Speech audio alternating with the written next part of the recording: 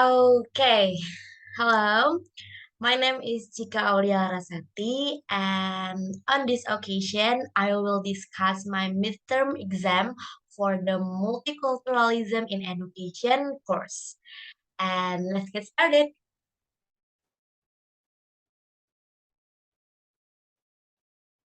Okay, and this video, I will discuss some points based on what I have observed, and I chose the observation checklist number two, which is will be focused on students' interactions and leaderships.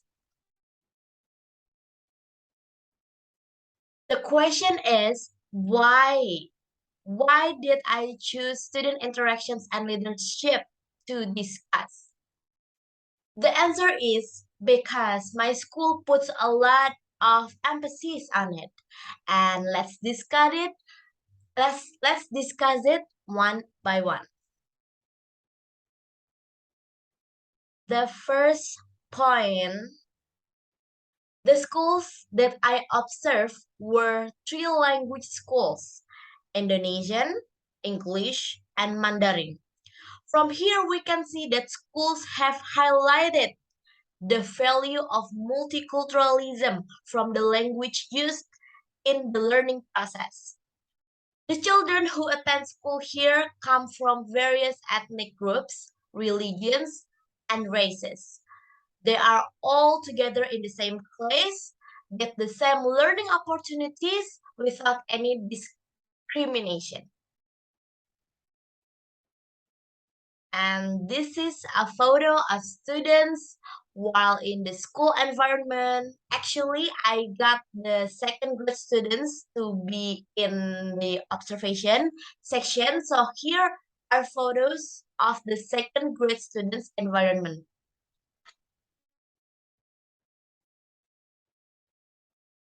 Okay, the second point.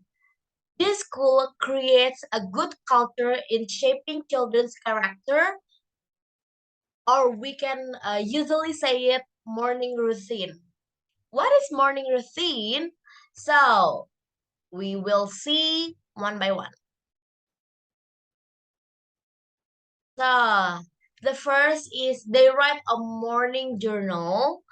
Every day there is a class leader to lead the line, pray, and greet the teacher. So on this, based on this picture, so basically, every day the homeroom teacher come to the class and write for the agenda for tomorrow. So we can say that, for example, tomorrow there will be math, and from math teacher you should bring ruler. So, and then the teacher will write on the board about that thing, and then the student will write on the journal book, and then they will bring it to home and tell their parents about what should they bring for tomorrow, something like that.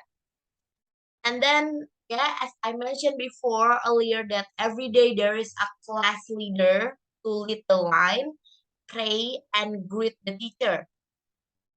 So we can see based on this picture, every morning the students line up in front of the class to greet the homeroom teacher. And for the homeroom teacher, uh, she based on this picture is a girl. The home teacher is a girl, so she will check the neatness of the uniforms and student who don't come in, and then the line is arranged and lead by the class leader, and then students enter the class one by one, and then they greet the teacher, and then the class leader is changed. The class leader is changed every day based on their absent number. So basically, everyone gets the same opportunity to be a class leader. Okay. After entering the class, uh, the students sing the national anthem, which change every week. For example, this week they sing the song Maju Tak Gentar, and then the next week they sing Halo Halo Bandung. So it's like that. And then they singing more schools in three languages. changing every week. Same like national anthem. For example, for this week, they sing Indonesian version school march, and then next week they sing English version, and then the next 2 weeks they will sing Mandarin version, something like that. And then students also listen and repeat the norms that apply in society, which are read by the teacher every morning using three languages. And the morning routine closes with them praying, led by the class leader using Mandarin language. I think this is a very good habit, forming leadership attitudes from an early age and also building an atmosphere of multiculturalism in daily communication. Okay, we go in a third point is that students are active in all forms of school activities. As we can see on the picture, for example, during break time, they are given the freedom to talk with other students from different classes. Students are include in competition, such as recently school held an open house event as well as a 10 years anniversary. And grade 2 students took part in the competitions that were on the event. There was a spelling bee competition, a fashion show with the theme of traditional clothing from all over the world, and appearing to fill in the event. There were also several second graders who performed ballet in the event. And lastly, the school also held a field trip for grade 2 students, actually for grade 1 to 3, but sadly it will be held tomorrow. So sorry, I don't have any documentation yet from the field trip event, but there is. And now, as a future teacher, what will I do by saying this? In my opinion, the school that I have observed have already greatly provided multicultural values in the school environment.